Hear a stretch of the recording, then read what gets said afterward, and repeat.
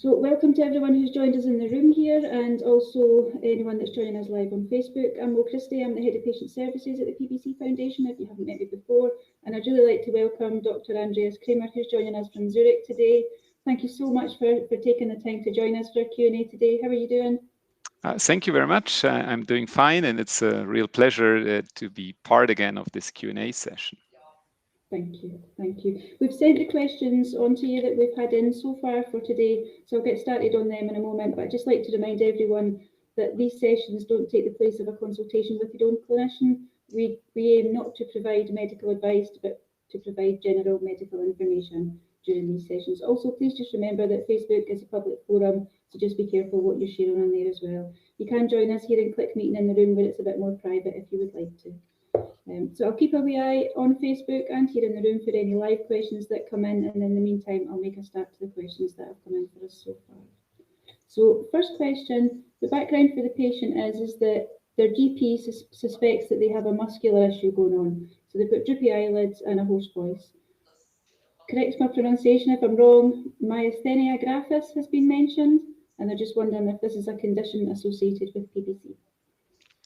Yeah, PBC is an immune-mediated disease, and thus there is the possibility that other immune-mediated disease be part or be associated with that disease. There are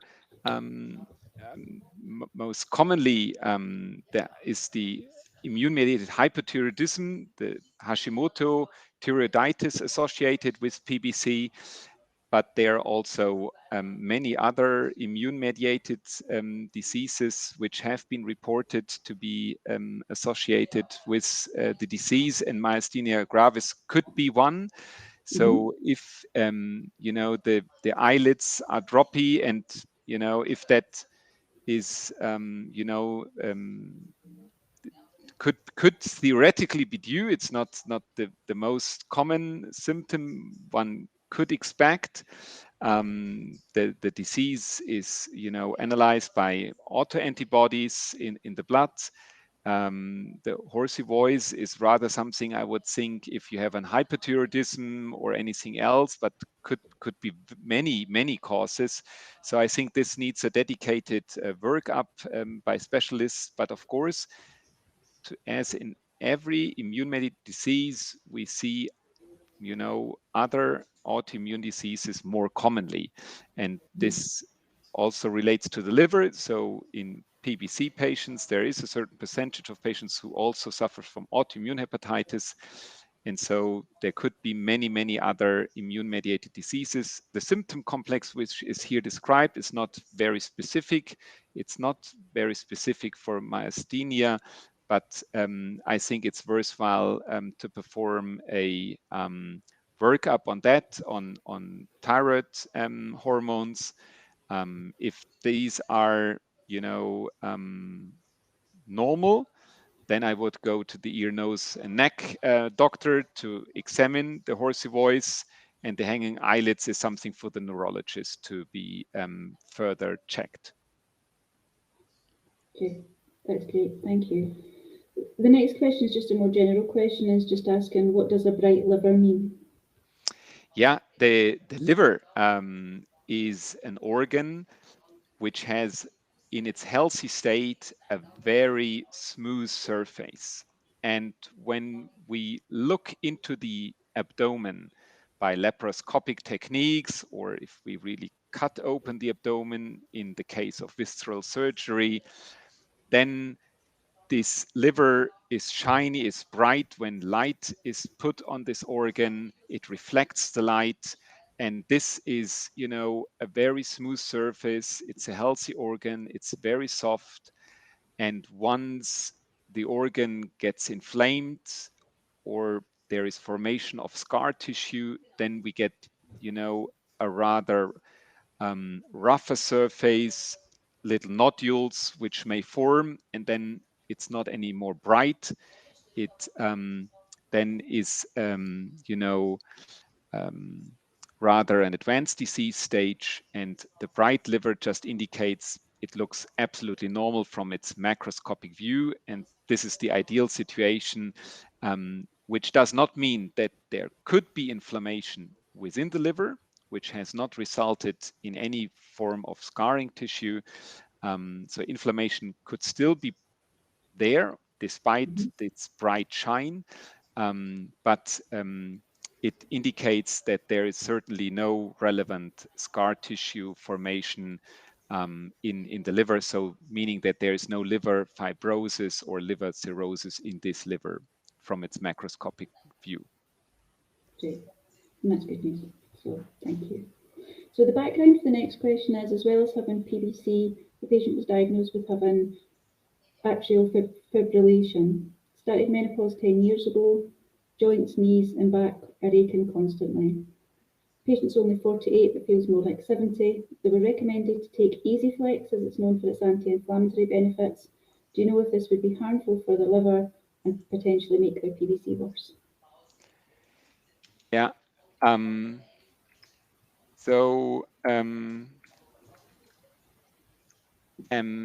EasyFlex, I actually had to look that up. It's a food supplement.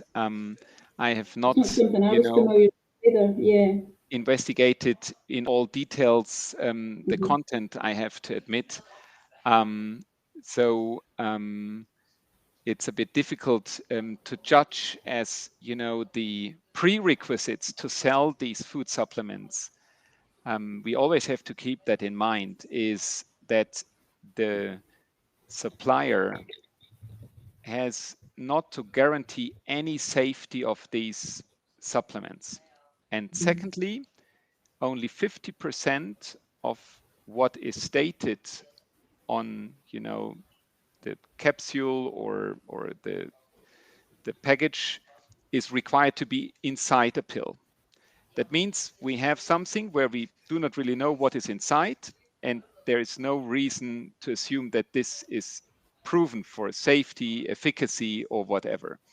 So this is always very important if we, you know, use these supplements, as the prerequisites are rather, you know, not existing. It's extremely easy to produce these things, to sell these things, in contrast to commonly developed drugs. And in that regard, there is always the potential danger that some additives are inside which could be potentially harmful, not only for the liver, but for many other organs as well. So nevertheless, there are, you know, people who argue these things are very helpful in individual cases. That may be the case. So if a person has experience with this EasyFlex and has a benefit on, you know, fatigue or exhaustion, then of course I'm happy if such a person continues taking that. But in most cases, there is really no proof of efficacy of all these things, and I would rather invest money in, you know, a physiotherapist, in a, you know, good approach to have a dedicated day planning, physiotherapy, strengthening of muscles.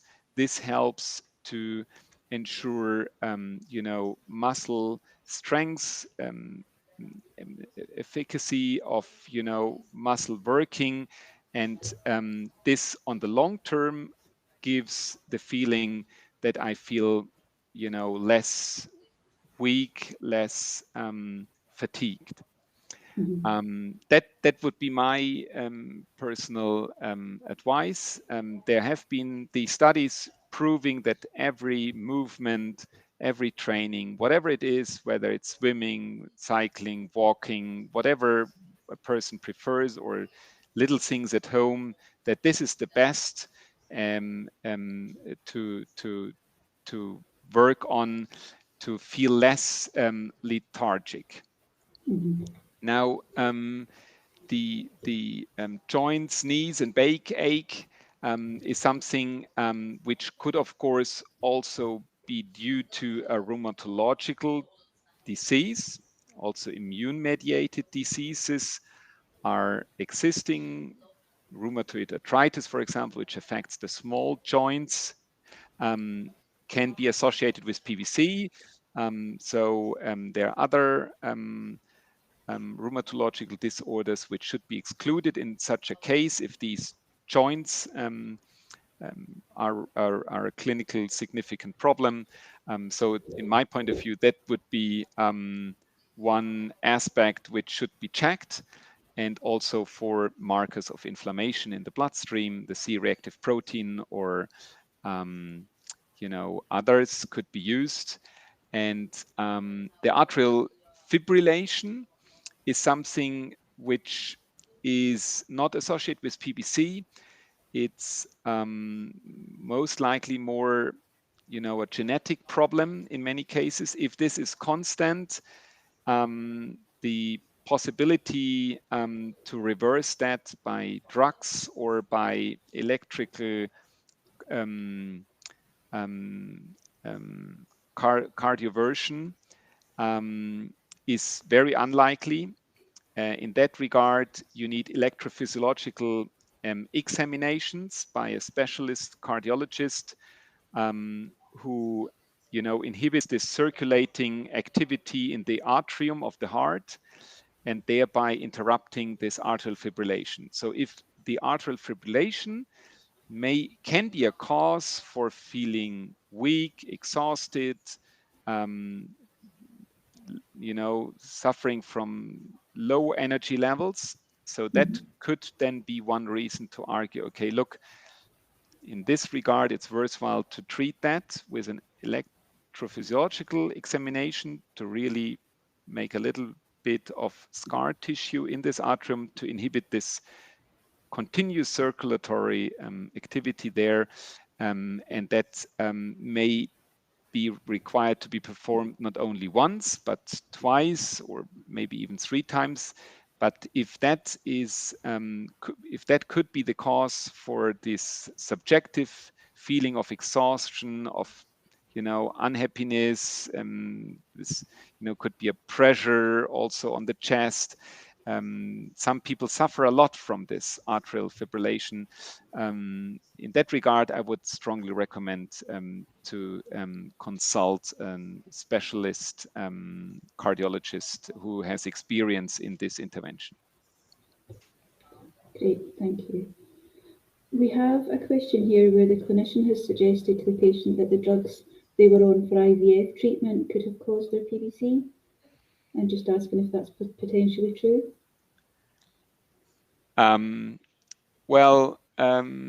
Intravenous in vitro fertilization is a method where by giving hormones, we mobilize the little eye cells of a potential mother.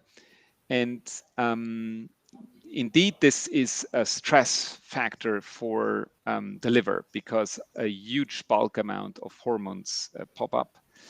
I personally have no data that such a treatment causes PBC, but as every other trigger, it could initiate the clinical picture of this disease, meaning that PBC was there, and upon this treatment, it was clinically, the clinical manifestation took place, and was not the causing factor. We have no clue actually on the pathophysiology. What we have understood is that there are certain genetic alterations required as a genetic pattern prerequisite, which may alter, the biliary canalicular integrity and surface function in combination with certain external factors. But what is really the causal trigger is very unclear. To my personal belief, I would think that this is not the cause. It's just a trigger which causes the clinical manifestation of the disease, which was already there. And the same could be, for example, during pregnancy, because during pregnancy also bulk amounts progesterones and progesterone metabolites accumulate. And this is the typical phenomenon that a PBC patient who was unaware of PBC suffers from the symptoms, elevated liver enzymes, pruritus, and then this does not normalize after pregnancy. And then this is an indication that, this, overwhelming amount of hormone load caused, purely the clinical picture, but was not the cause for the disease, as this is, seen in pregnant women as a first manifestation. That's great, thank you. I'm just going to jump now to a question that we have on Facebook. I think we also have the person in the room with us here in Click Meeting, so I just want to make sure that we get to this one if it's at all possible. So, recently diagnosed with PBC at 52, based on increased liver enzymes and a positive AMA. URSO seems to be doing its job, and after 3 months, ALP has gone from 225 to 145. Patients also started to be more active and adjusted their diet. Ultrasound showed no damage, and the FibroScan results were good. They've discovered alpha-1 antitrypsin deficiency, and they've been referred on for some further investigation for that.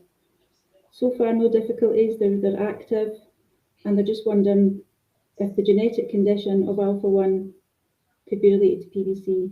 Again, just talking about triggers, could this potentially have triggered the condition? There's another question about the gallbladder, but I think I'll wait because it's quite a big. Yeah. No, I think there are many genetic alterations in the SERPINA1 gene. Various mutations are known there for different alterations, which may result then in the typical picture of alpha-1 antitrypsin deficiency, or rather some milder triggers which are more associated with the risk for formation of fibrosis in the liver. Regarding PVC, I think that sounds well diagnosed, an antimitochondrial inhibitor with an alkaline phosphatase which is increased, and a good response to UDCA. I think within 3 months, that was almost a 50% drop. I think this is good. Levels of 140 are very good at this stage. I wouldn't consider any further therapeutic regimen if symptom burden is fine. So if no pruritus, no fatigue is there, no Zika syndrome. So I would go for UDCA lifelong, and look that the dose is correct, 13 to 15 milligram per kilogram body weight, meaning if a person weighs 70 kilogram, that makes around 1,000 milligram per day. In that regard, the person can estimate a further decline within the next 12 months, and so there could even be the potential that the AP normalizes under this regimen. There was a second part to the question. The doctor has recommended to remove the gallbladder as they have several polyps of limited size, 5 millimeters. How would that impact PBC condition if it does? Sorry, I didn't. The doctor has recommended the removal of the gallbladder due to polyps, 5 millimeter in size. No, the gallbladder is not required to be removed. I mean, if it's not inflamed, if there is no signs of cholecystitis, there is no reason to take the gallbladder out. This is really only indicated if there are clinical complications, but not otherwise. This is not necessary and has no benefit. Great, thank you. I'm just going to go back to the questions that we'd sent over to you, but moving down the document a wee bit. We've got one around recently diagnosed with PBC. They've had a FibroScan a few weeks ago, and the results they received. Can you see the results in the document there, Andreas? It's further down. It's at the bottom of the first page. So the cap was 250, KPA 3.7, IQR 15%. We were just asking if we could give a bit of an idea as to what those results meant. They're not able to see their doctor at the moment. They do mention that they were diagnosed with PBC about 4 years ago after their first baby, and that Urso has brought their liver enzymes right down. Yeah. So, I mean, this is a good result. I mean, the vibration-controlled transient elastography, the so-called FibroScan, has values ranging from 0 to 75 kilopascal, and we have now 3.7 here. This is absolutely normal, low normal. So there's no hint that there is a significant fibrosis in this liver present.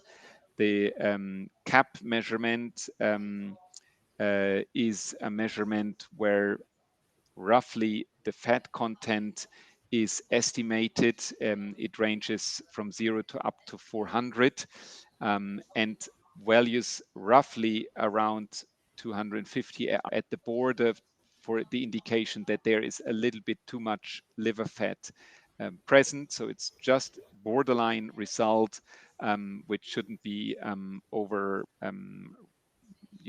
rated. I personally think this is fine. If there's no significant steatosis there, so in my point of view, if liver function tests are fine under the Urso treatment, there is no need to optimize anything at this stage. Okay, that's great. Moving on to the next question. And the IQR, sorry, is the interquartile range. That means the variation of the measured results. And we want to have a cutoff of 30% here, meaning that 15% is a good variation. So the results were not too heterogeneous to be adequately interpreted. So these are valid. We need normally 10 valid measurements. And I presume that these 10 measurements have been taken. And so the result is fine. We have a patient who was diagnosed 4 years after they'd had their first baby, and then since having their second child 20 months ago, their liver enzymes have not returned to normal. So in addition to Urso, they're now taking OCA as well. Around 6 months ago that was added in, but their liver enzymes haven't improved. Is it worth staying on OCA for a bit longer to see if it calms down, or would the advice be stick with Urso? Well, so that is very difficult and specific already regarding second line therapy and when to start, when to stop. There are no stopping rules for second line therapies. I personally think that the FXR agonist obeticholic acid is a quite safe and well-established drug. In PBC, it clearly indicated anti-cholestatic, anti-inflammatory, and also anti-fibrotic properties. And in that regard, normally patients are treated for 6 months with 5 milligram daily. And if the liver tests are not adequately responding and the drug is well tolerated, it should be titrated up to 10 milligram. And then another 6 months should be evaluated. And then the question is, if then indeed there is no decline in alkaline phosphatase, this would be my most important parameter. If that is less than 15% reduction, then one could consider, whether this is an adequate treatment. If pruritus occurs, I would always add a fibrate, either bezafibrate or fenofibrate. If that would be a clinical symptom burden, I would add it to obeticholic acid. If the pruritus is tolerated in the combination, because both drugs work additively. We have just seen data at this International Liver Congress this summer, that the addition has a well additional anti-cholestatic and inflammatory properties. So that would be rather my way of treating a patient. So I would, if the treatment response is not sufficient, I would rather add a fibrate and keep the mode of action of this drug than to stop it, and to hope that latest then we see a stronger benefit in liver tests in this patient. Great, thank you. The next questions are more general questions. We've got a patient whose numbers whose liver enzymes are raised but not significantly. If they continue to stay raised, does this indicate damage is being done, or is it not always as simple as raised numbers equals damage to the liver? Yeah, it's unfortunately it's not as simple as that. You know, elevated liver tests do not really reflect the liver damage we see histologically. That means that we have patients in a stage of cirrhosis which have even normal liver tests, but are in a cirrhotic stage. And on the other hand, we see very high liver tests where hardly any scarring took place. So hardly any fibrosis or no fibrosis is present, purely inflammation. So it's very difficult to estimate from what we measure in the bloodstream to what really happens on a cellular level. In that regard, it very much depends which liver tests, whether it's rather transaminases, whether it's rather cholestasis parameters are increased. Of course, ideally, the ideal treatment goal is always normalization under a specific treatment, meaning in PBC with an UDCA treatment, we want to normalize all lab values. Ideally, this is not necessary. It depends on many other factors. Let's say there could be a fatty liver disease associated to it, that meaning that PBC is adequately treated, but the remaining fat in the liver, which could be measured by a CAP measurement within the FibroScan machine, for example, just triggers the elevation of transaminases and gamma GT, for example, but does not reflect PBC activity. So that makes it very complex in the end, and really requires a specific workup. The typical marker for PBC is alkaline phosphatase, meaning if alkaline phosphatase is up and or bilirubin, then this indicates an incomplete treatment response and certainly warrants further therapies depending on the height of these levels and the exclusion of other causes, importantly. Thank you. The background on the next question is that the patient has several autoimmune conditions, PBC being one of them. They have breast implants for around 15 years. They have capsulated, so they're considering having them taken out and not replaced, as they've been told that could be making the autoimmune worse. Do you know any links with breast implants making PBC worse? Well, I think there are many women with implants, breast implants, and the vast majority does not suffer from any autoimmune disease, which really clearly indicates that even if you get an immune reaction on that with this scar formation around it, that this is not the trigger for an immune-mediated disease in general. So if you suffer from many other immune-mediated diseases, then this is just likely a genetic background a person has, where the risk for these immune-mediated diseases is higher than in other people. But this is really independent of this fibrosing scar tissue around the breast implants. And I don't see any association here, and would not consider that there would be any benefit if they are taken out on the other autoimmune mediated diseases. That's great, thank you. I'm just going to take some of the questions we have coming in live now as well. We've got a question. The leg from the knee to the ankle has no feeling. Could this be associated with PBC? Sorry, I didn't get that question. The leg from their knee to their ankle has no feeling. Could that be associated with PBC? Oh, no. This is not a typical symptom. This could be a lot of reasons could be there, but this really sounds like a pure neurological problem where the sensory function of these nerve fibers is not adequately working anymore. Why this is the case is very, very difficult to judge from the distance, from only hearing these two sentences. but this would be, let's say, at first sight, a neurological workup required to have a better insight why this sensory sensation is altered in this person. That's great, thank you.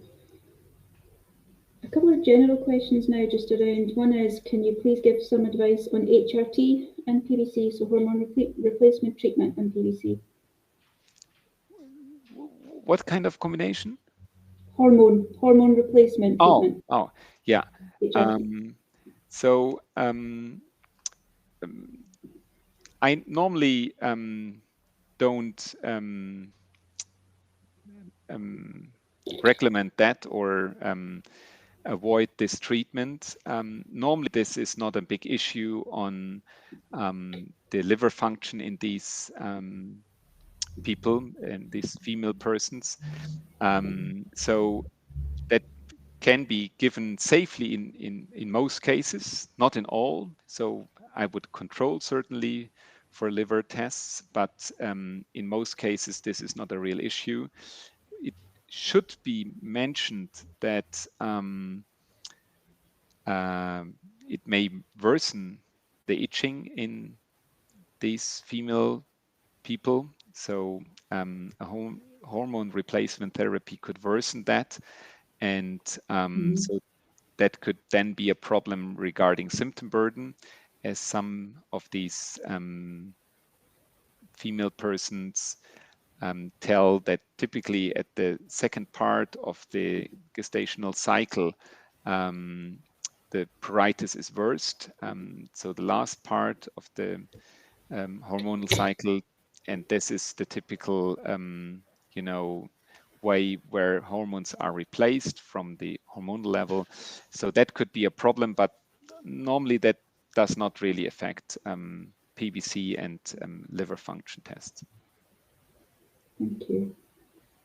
Another question we have is, does a negative AMA result ever change?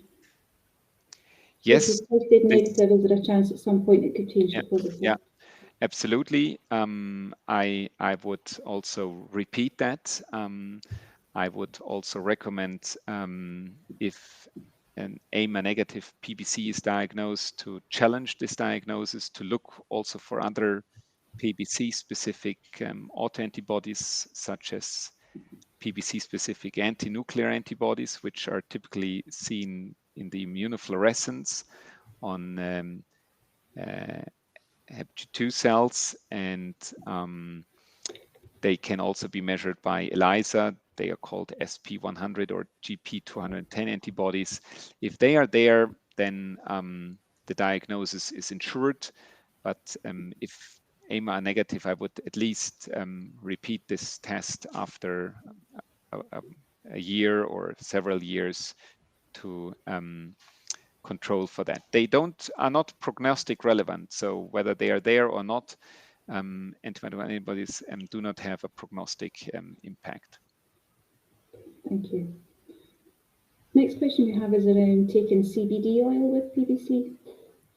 And are you aware of any research or trials that use CBD oil to treat symptoms of PBC? Yeah, there is no good data on that, but cannabinoid agonists have been used, and indeed, if all other more commonly used drug recommendations such as fibrates, rifampicin, or also sertraline, other selective serotonin reuptake inhibitors, mu-opioid antagonists are ineffective, then this could be an option and could be also nicely added to another drug if, let's say, other drug treatments show some benefit but are not sufficient. Thank you. I just have to answer a phone call. I'll be right back. Is that okay?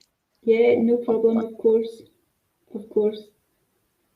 I'm just going to go to some of the questions we've got on Facebook here. There's one in I'm trying to reply to.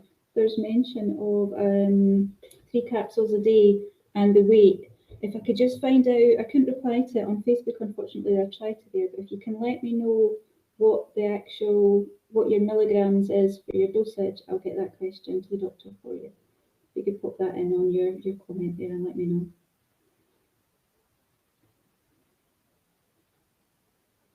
And then I'm just having a wee check through to see if we've got any other live questions coming in while I wait on the doctor coming back. So if you've got any other questions, please just pop them in the comments for me.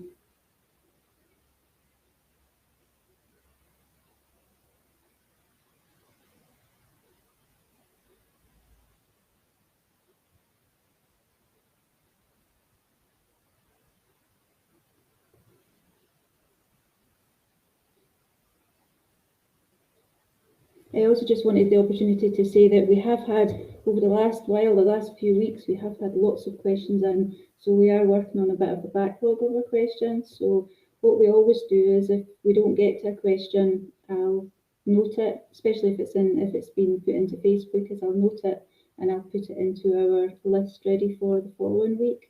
And then more questions potentially come in as the week goes on.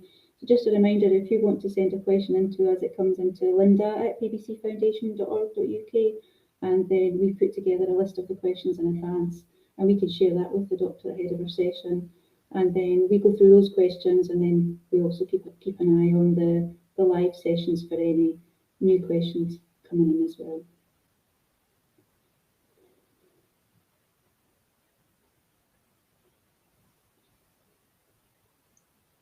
Okay, I'm back.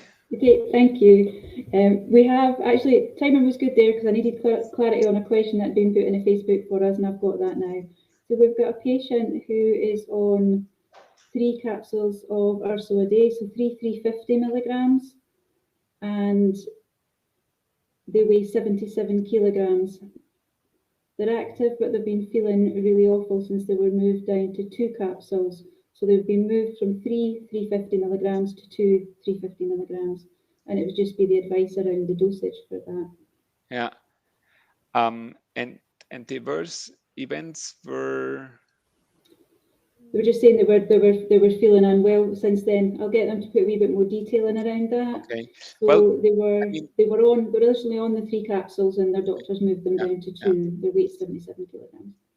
You know, formally, if you weigh 77 kilogram and you multiplicate that approximately with 13 to 15, then you end up a little bit around more than 1,000 milligrams. So the initial dose of 3 times 350 milligram, which is a little bit more than 1,000, is absolutely fine. Reducing that to 700 milligram, we end up rather at around 9 to 10 milligram per kilogram body weight. This is certainly not ideal. If the liver tests are normal under this reduced dose, I would tolerate that. Otherwise, I would rather change the supplier of the currently used urso, as the typical side effects are most commonly caused by additional substances which are inside the capsule rather than the bile acid itself. So that would be my recommendation, and to split the doses, you know, to only use then 1 capsule in the morning, 1 in the evening, or even 1 in the morning, 1 at noon, 1 at evening. Maybe this is then better tolerated. A bit of extra information there is that their ALP is currently at 250. Yeah, then I would definitely not reduce it to 10 milligram or 9 milligram. I would rather try to change to either restart, you know, if the whole dose, if you start the whole dose of 3 capsules at once, then this is, you know, sometimes a little bit too much for the body, for the intestine. So then I would rather recommend to start with 1 capsule, wait a week, and then add the second one for another week, and then the third one after the 3rd week, just to titrate that up a little bit. Or alternative, you know, change the supplier and try to, you know, see whether this works then much better. In most cases, this works, this approach. Great. And just to say as well that the URSO calculator is available on our website as well. So if anyone wants to see to work out the weight against the dosage, they can do that from the Ulcer calculator, which is available on the website as well. That's great. We have a question here that's asking, if your liver is getting worse, can it affect your intestines and bowels, inflammation, causing inflammation and pain, such like that? And if they have varices, give me a second, that comment's just jumped while I was talking there. If they have varices now, is the liver, is transplant possibly something that's coming close? Sure. If varices are present, in most cases, this is due to liver cirrhosis. It could also be due to thrombosis in the portal vein without having cirrhosis. This could be an alternative option, but this is rather rare. Or any other cause, why the bloodstream is altered. But in most cases, this is due to significant fibrosis formation. And once cirrhosis is there, the blood has to look or searches for alternative ways, and alternative ways are then formed. They go via the esophagus, via the stomach, via the spleen, via the kidneys. Varices can be at many places. And then this is a clear indication for the so-called portal hypertension, so an increased blood pressure between the intestine and the liver.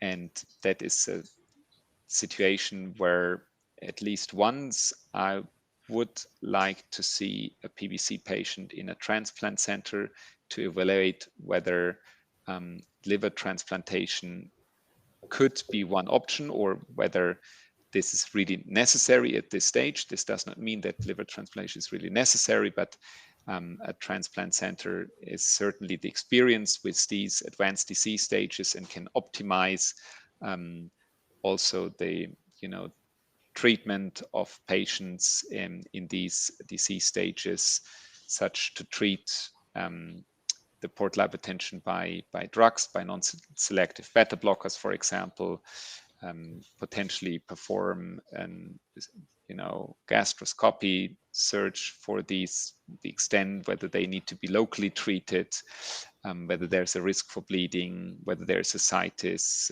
and so on. That's great, thank you. We have a patient who's been on Urso for 2 years and their liver enzymes are all good.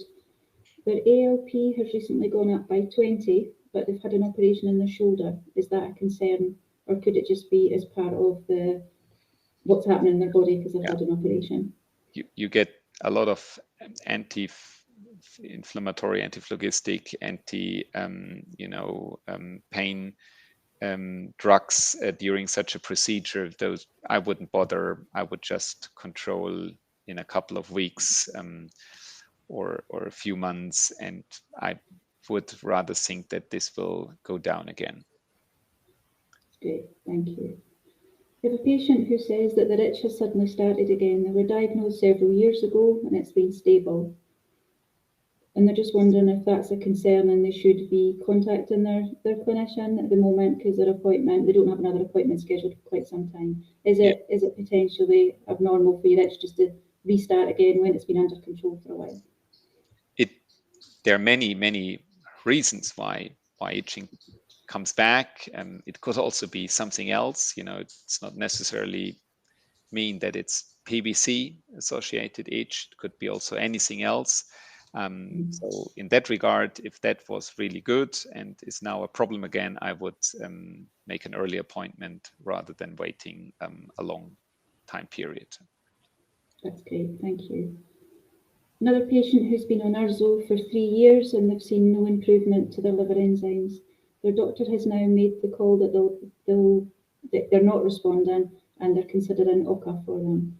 So just to ask what your thoughts are on OCA, anything to look out for, any potential side effects, and do patients normally have a good response?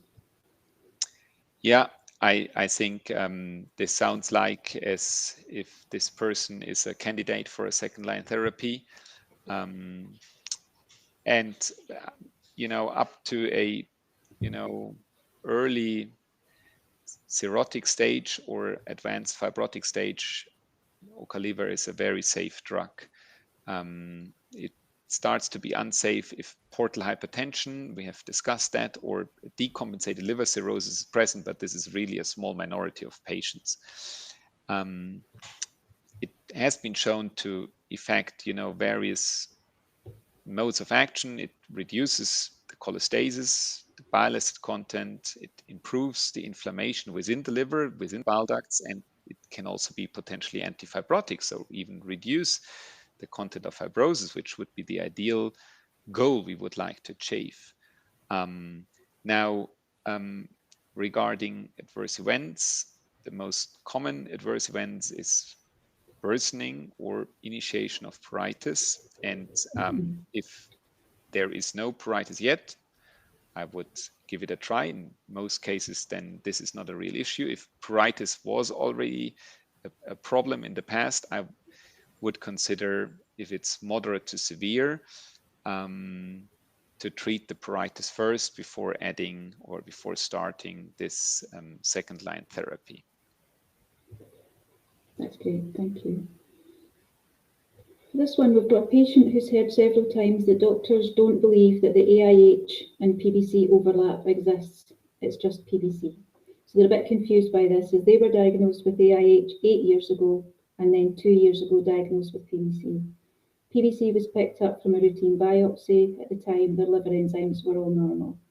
They've never been on urso, just budesonide for the AIH. So the question is, do you think the AIH and PVC overlap exists?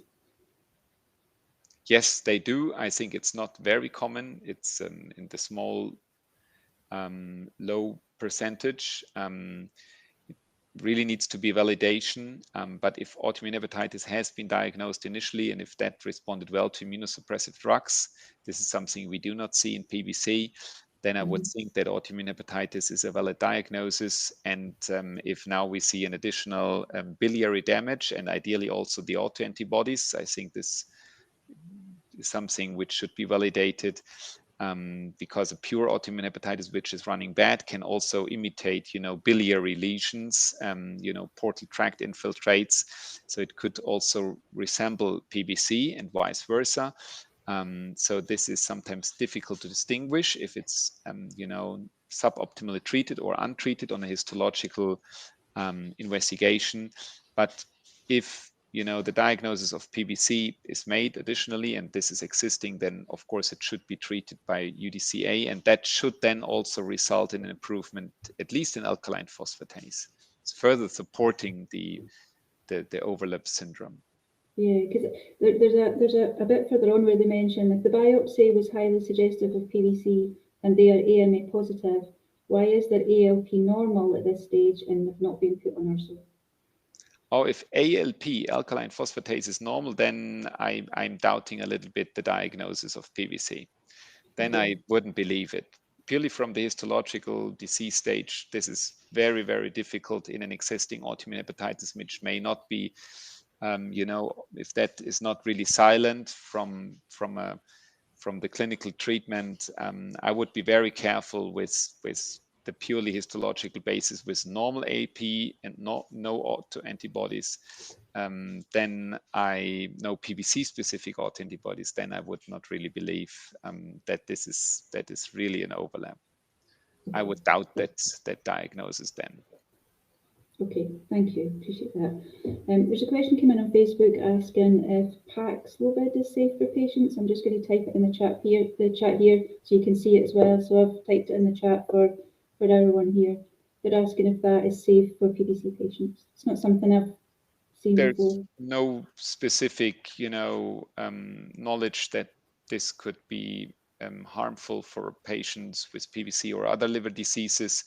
We have a very good and long-lasting experience now with these antiviral drugs, and I would, treat without any hesitation the PBC patient with Paxlovid. So there is no reason not to use that if clinically necessary. That's great, thank you.